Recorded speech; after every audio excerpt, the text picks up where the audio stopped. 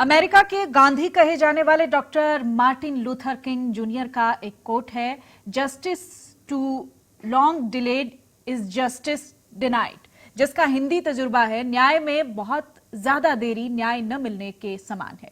Martin Luther king का यह quotation न्याय प्रणाली की लचर व्यवस्था पर तीखे आक्षेप की तरह लगता है। ऐसे ही आक्षेप हमारी न्याय प्रणाली पर भी लगते रहे हैं, लेकिन अब ऐसे आरोप नहीं लगेंगे क्योंकि अब नए भारत में नए कानून का राज होगा। नमस्ते, आप देख रहे हैं प्रदेश का सबसे भरोसेमंद news channel India news Uttar Pradesh Uttarakhand. मैं हूं आपके साथ सोनल दहिया और वक्त हो चला है हमारी खास पेशकश नया भारत नया कानून का। आज से भारत में नए आपराधिक कानून लागू हो गए हैं। अंग्रेजों के जमाने की भारतीय दंड संहिता, दंड प्रक्रिया संहिता और साक्ष्य अधिनियम अब इतिहास बन गए हैं। अब इनकी जगह भारतीय न्याय संहिता, भारतीय नागरिक सुरक्षा संहिता और भारतीय साक्ष्य अधिनियम ने ले ली है। नए कानून से कानूनी प्रक्रिया को रफ्तार मिलेगी। नए कानूनों के प्रावधानों के मुताबिक आपराधिक मामलों में फैसला मुकदमा पूरा होने के 45 दिन के भीतर आएगा और पहली सुनवाई के 60 दिन के भीतर आरोप तय किए जाएंगे। नए कानूनों में वैसे तो कई प्रावधान किए गए हैं, लेकिन जल्द से जल्द न्याय दिलवाने के प्रावधान न्याय प्रणाली को नए आयामों में परिभाषित करेंगे। हाल ही में राजनीतिक रवायतों के मुताबिक कुछ विपक्षी दल इसका विरोध भी कर रहे हैं। पश्चिम बंगाल की मुख्यमंत्री ममता बनर्जी और तमिलनाडु के एम.के. स्टालिन ने गृह मंत्री अमित शाह को पत्र लिखकर कानूनों को लागू न करने की मांग की है। तमिलनाडु और कर्नाटक ने इस कानून के नाम पर आपत्ति जताई है। कर्नाटक और तमिलनाडु का कहना था कि संविधान के अनुच्छेद 348 में कहा गया है कि संसद में पेश किए गए कानून अंग्रेजी में होने चाहिए। बहरहाल तमाम बेबुनियादी विरोधों के बावजूद तीनों कानून अब लागू हो चुके हैं। आज के कार्यक्रम में इन्हीं कानूनों पर पनप रही हर शंका, हर सवाल और समाधान पर हम बात करेंगे। थोड़ी देर में हमारे साथ मेहमानों का एक पैनल जुड़ेगा, लेकिन उससे पहले देखिए गृह मंत्री अमित शाह और यूपी के डीजीपी प्रशांत कुमार का क्या कुछ कहना है। नजरिए के साथ ये तीनों कानून आज सुबह से ही, मतलब कल मध्यरात्रि से काम करना शुरू किए हैं। अब इंडियन पिनल कोड, जिसको आईपीसी कहते थे, 1860 से जो कानून था, इसकी जगह बीएनएस भारतीय न्याय संहिता आएगी। क्रिमिनल प्रोसीजर कोड, जिसको सीआरपीसी कहते थे, जो 1898 से अमल में था, इसकी जगह भारतीय नागरिक सुरक्षा संहिता बीएनएस आएंगे। और इंडियन एविडेंस एक्ट 1872 से जो इस देश की क्रिमिनल जस्टिस सिस्टम को गवर्न करता था, इसकी जगह भारतीय साक्ष्य अधिनियम बीएसए लागू होगा। तो बीएनएस, बीएनएसएस और बीएसए के लागू होने से पूरी न्याय प्रणाली का आपराधिक कानूनों की पूर्णतया इसके अंदर हम कह सकते अब भारतीय आत्मा है। देश में आज से नया कानून लागू हो गया है, यानी दंड संहिता से न्याय संहिता की तरफ। हमारे साथ बातचीत करने के लिए उत्तर प्रदेश के डीजीपी प्रशांत कुमार साहब हैं। सर, आज से नया कानून लागू हो रहा है, पहली एफआईआर भी दर्ज हो गई, कई एफआईआर दर्ज हो रही? हाँ, आज 1 जुलाई 2024 से नए कानून जो तीनों पार्लियामेंट ने पास किए थे 2023 में, वो आज से कार्य करना उन्होंने शुरू कर दिया। और इस संबंध में जैसा आपको पता है, प्राथमिकियां अब नए कानून के अंतर्गत दर्ज हो रही हैं। हमारे यहाँ जो कुछ पहले एफआईआर दर्ज हुए हैं, उनमें गोंडा है, अमरोहा है, बरेली है, इन सभी जनपदों के थानों में एफआईआर दर्ज हुई हैं। आज विशेष कार्यक्रम हर एक थाने में भी आयोजित किया गया है, जिसमें जनप्रतिनिधियों की भी सहभागिता सुनिश्चित कराई गई है। पब्लिक को भी एजुकेट किया जा रहा है। इस पूरे इम्प्लीमेंटेशन के पहले पुलिस ने काफ़ी व्यापक तैयारियां की हैं, जिसमें हमारे स्टाफ को ट्रेन करना, हमारी टेक्नोलॉजी को उस हिसाब से अपडेट करना, शासन से आवश्यक धनराशि उपलब्ध कराया जाना, जो कि समय से करा दी गई, उनको वितरित करना, तथा सभी लोगों को ट्रेनिंग देना। तो हम लोग सभी चीज़ें जो निश्चित समय अवधि थी उसमें हम लोगों ने कर लिया था, जिससे कि आज किसी तरह की कोई समस्या नहीं आ रही है। राज्य सरकार के द्वारा जो स्थानीय कानून है उसमें भी आवश्यक जो बदलाव करने थे उन्होंने समय से कर लिया है, ताकि जो लोकल एक्ट हैं जैसे गुंडा एक्ट है, गैंगस्टर एक्ट है या damage to public and private property का एक्ट है, इन सभी चीज़ों में कोई लीगल अड़चन ना आए और दोषियों के विरुद्ध कार्रवाई हम लोग इसी तरीके से जैसे पहले करते आ रहे हैं कठोरता से सुनिश्चित कराएं। सर, और सशक्त करने के लिए बढ़ेगा ये कानून है, क्योंकि परिधि भी कई सारे एक्ट्स में बढ़ाई गई है, कई सारे एक्ट्स में बेसिक तब्दीलियां की गई। अंग्रेजों के समय से यही कानून चल रहे थे सर। कानून के तरीके, कानून के प्रकार, कानून करने के तरीके, ये सभी अपराध करने के तरीके में काफ़ी बदलाव आया है। उसके हिसाब से ही सभी राज्यों से इसमें सुझाव मांगे गए थे और उसके बाद से व्यापक विचार विमर्श और डिस्कशन के बाद इसमें ये नए कानून पार्लियामेंट में डिस्कशन के बाद बने हैं। हमारे साथ बातचीत करने के लिए उत्तर प्रदेश के डीजीपी प्रशांत कुमार थे, जो बता रहे थे कि नए कानून के जरिए न सिर्फ और सशक्त इम्प्लीमेंटेशन होगा लॉ एंड ऑर्डर का, बल्कि इसके जरिए जो अंग्रेजों के ज़माने से आ रहा कानून की परिधि, क्राइम करने का तरीका बड़ी तादाद में बदला है, लिहाजा ये सशक्त कानून मदद करेगा लोगों को न्याय दिलाने के लिए। कैमरामैन अरशद के साथ। और इसको थोड़ा आसान शब्दों में हमारे मेहमानों के जरिए भी समझेंगे। अजीत सिंह हमारे साथ रेजिडेंट एडिटर जुड़े हुए हैं। अजीत जी स्वागत है। एमसी द्विवेदी पूर्व डीजीपी हमारे साथ हैं। द्विवेदी जी आपका बहुत स्वागत है। विनीत जिंदल हमारे साथ वरिष्ठ वकील हैं सुप्रीम कोर्ट के, आपका भी बहुत स्वागत है। श्रीश मल्होत्रा पूर्व chairman bar council of Uttar Pradesh के, आपका भी बहुत बहुत स्वागत है। सबसे पहले मैं विनीत जी आप ही का रुख कर लेती हूँ और कानून की भाषा में जरा इसको समझ लेती हूँ, क्योंकि बहुत सारे लोगों के मन में डाउट्स भी हैं, बहुत राजनीति भी इस पर तेज हुई है। क्या बदलेगा, ये सवाल लोगों के जहन में है कि इन कानूनों से जो पिछली साल संसद में पारित किए गए, अब उनसे किस तरह का बदलाव होगा। मैं थोड़ा सा आसान शब्दों में एक लॉयर के नजरिए से चाहती हूँ सर, इसको आप थोड़ा सा ब्रीफ समझाएं एक बार। जी बिल्कुल। देखिए, सबसे पहले जो बीएनएस जो लागू किया गया है, इसमें एक बहुत बड़ा परिवर्तन जो है वो परिवर्तन है एक बेसिक चीज का, जिससे ये पूरा जो तीनों एक्ट हैं जो काम करते हैं वो है EFIR। पहले FIR कराने के लिए आपको पुलिस स्टेशन में जाना पड़ता था, शिकायत देनी पड़ती थी, लेकिन इस आप नए कानून के अंदर EFIR का प्रावधान दिया गया और 0 FIR भी जो है वो भी आप कहीं से भी बैठ के कर सकते हैं और उसको ऑटोमेटिकली थाने में ट्रांसफर किया जाएगा, जहां पे भी आप चाहें वो कर सकते हैं। तो मैं मानता हूं कि ये बहुत बड़ा चेंज जो है वो सेंट्रल गवर्नमेंट ने किया है। बहुत बड़ी राहत ऐसे लोगों के लिए है जो लोग आने जाने से डरते हैं या नहीं जा पाते, क्योंकि दिल्ली में हम लोग काम करते हैं, यहाँ होता है चलता है, लेकिन जो अदर स्टेट्स हैं वहां पे ऐसी बहुत परिस्थितियां होती हैं, लोगों के ऊपर दबाव होता है, इस तरीके की चीजें होती हैं कि वो नहीं जा पाते।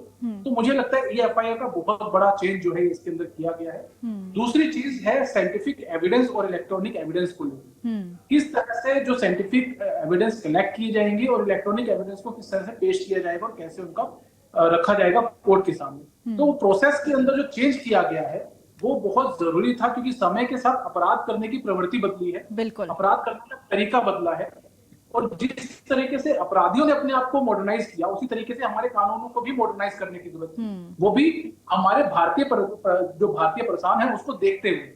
तो मुझे लगता है केंद्र सरकार ने बहुत ध्यानपूर्वक और सब चीजों को ध्यान में रखते हुए ये चीज भी जो है इसमें की गई है। तीसरी बात जो सबसे बड़ी है, जो नाम चेंज किया गया और उसको सार्थक करती है, वो है टाइम लिमिटेशन।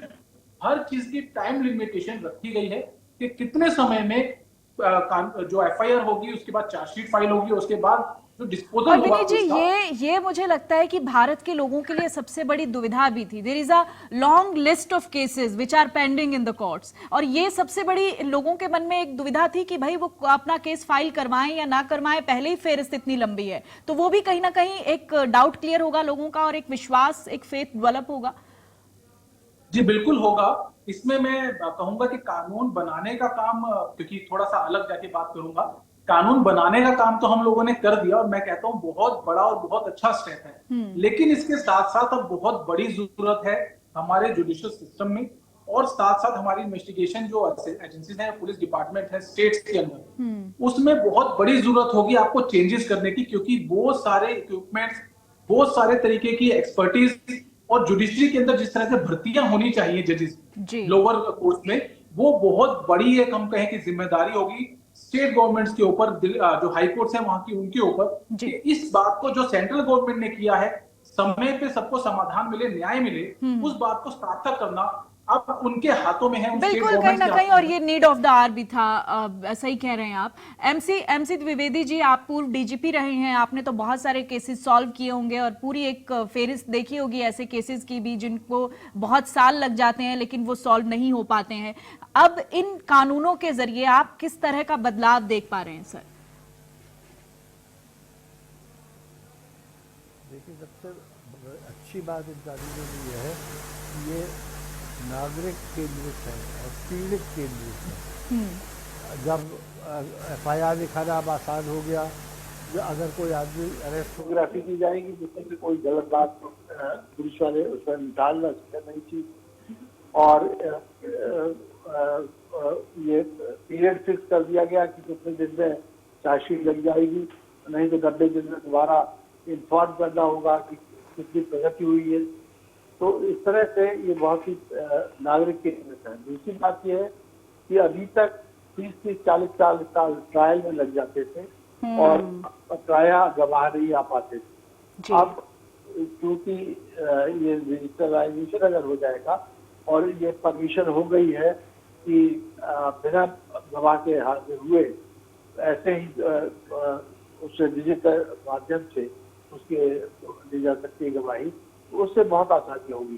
समन और वारंट भी अगर डिजिटल जाएंगे उनसे बड़ी आसानी होगी और वो बेईमानी नहीं, उसके लिए आदमी झूठ मूठ लिख जाए कि आदमी मेरा नहीं। इन सब बातों से बहुत आसानी रहेगी, परंतु एक दो बात पर निरीक्षा की है इम्प्लीमेंटेशन में। एक जो यह है कि FIR किसी भी थाने पर लिखाई जा सकती है और इलेक्ट्रॉनिक माध्यम से भी लिखाई जा सकती है। इस प्रोविजन का दुरुपयोग बहुत हो सकता है। अगर मैंने डकैती डाली, मेरे खिलाफ कोई लिखाने गया, मैं जाके 10 FIR दूसरी चीज के लिखा दूं उसके खिलाफ, तो उसको अब मेरी FIR को गलत प्रूफ करना बहुत कठिन काम है। दूसरे, इसमें ये प्रोविजन नहीं है कि अगर हमने गलत FIR लिखाई तो हमें कड़ी सजा दी जाए, ऐसा प्रोविजन होना चाहिए था, ये प्रोविजन नहीं रखा गया।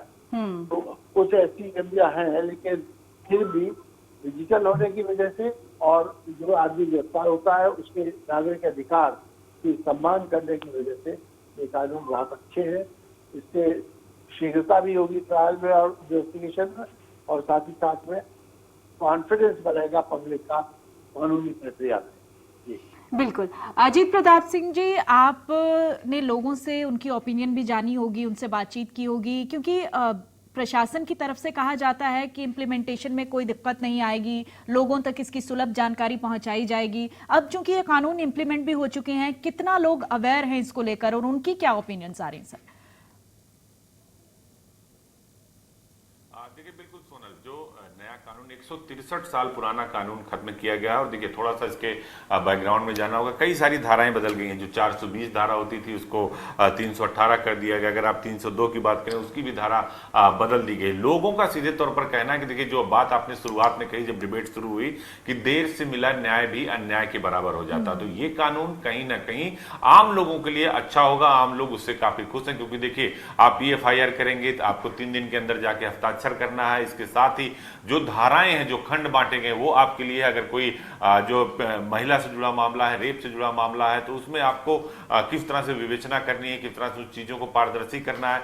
जो अधिकारी विवेचना करेगा उसको भी उसके दायरे में रखा गया। अगर आपसे गड़बड़ी होती है तो 3 साल तक की सजा होगी।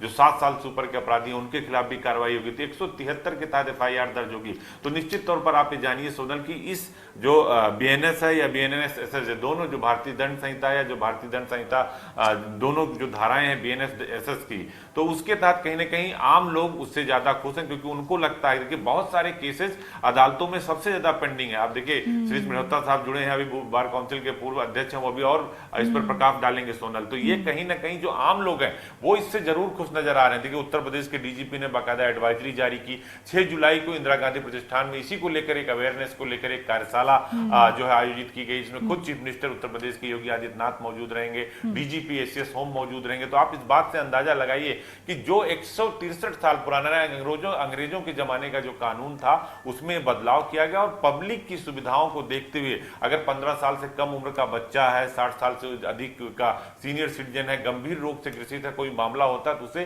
थाने पर जाने से छूट मिलेगी। तो बहुत सारे ऐसे हैं जो विवेचना करेगा, उसको 7 दिन के अंदर रिपोर्ट, अगर कोई महिला का मेडिकल होता है तो संबंधित डॉक्टर को 1 सप्ताह के अंदर बाकायदा पूरी रिपोर्ट देनी होगी। तो जो ये पहले 3 कानून नए आए हैं जिनके बारे में लोग काफी अवेयरनेस है, और सरकार भी इसको लेकर उनको जागरूक कर रही है। जो जिले के जो प्राधिकरण है, जो जिले के कप्तान है, जो जिले के डीएम है, जो लोक अदालतें लगती हैं, उसको उसमें भी कहा जा रहा है कि डीएम एसपी जाएंगे और लोगों को जागरूक करेंगे। तो निश्चित तौर पर आप मान के चलिए कि जो कानून व्यवस्था हिंदुस्तान की जो 163 साल समय से चला आ रहा था, 511 धाराएं थी पहले के आईपीसी में, अब 358 खंड हो गए, तो धाराएं भी कम हो गई हैं। जैसे देखिए उत्तर प्रदेश में जब 97 विभाग थे उनको 47 विभाग किया गया, तो कहीं ना कहीं इस चीजों से सरलीकरण एक तरह से कहा जाए किया जाए। और पुराने कानून में देखिए 20 साल की रेप के मामले में पहले देखिए आप छूट जाता था आदमी, अब 20 साल की सजा है, उम्र कैद है, मृत्यु दंड है। तो कई चीजें कठोर की गई हैं और कई चीजों को आम आदमी की भाषा बिल्कुल, में और तकनीक से किस तरीके से डिजिटलाइजेशन के दौर की जो बात होती है सरकार की तरफ से, उनको कैसे जोड़ा जाए कानून से, उस तकनीक को कैसे जोड़ा जाए, ये इसका भी एक बहुत